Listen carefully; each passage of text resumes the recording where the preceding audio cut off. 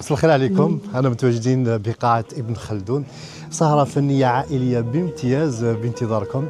راح نعيشوا مع بعض سهرة مميزة من إمضاء مؤسسة فنون وثقافة لتختار ألمع نجوم الفن يكونوا حاضرين معنا بقاعة ابن خلدون. نجم هذه السهرة الفنان حميدو. مرحبا.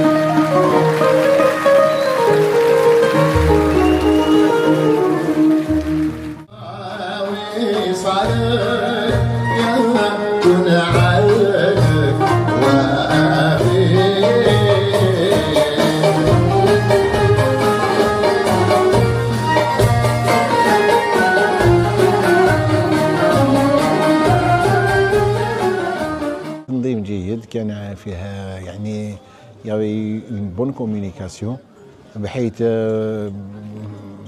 في ظرف دوكا الحمد لله دوكا في 10 ايام نديروا سمانه نديروا سولد اوت والحمد لله على كل حال.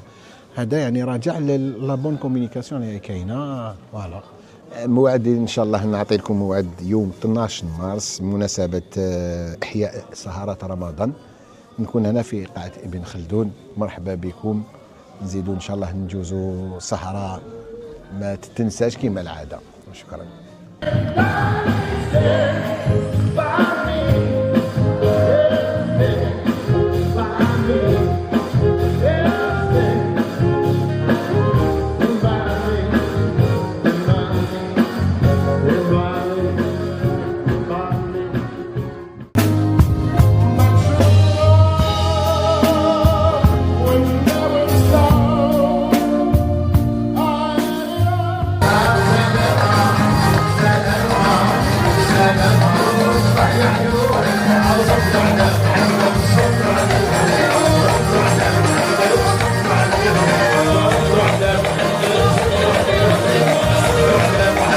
عليه زيدو على محمد على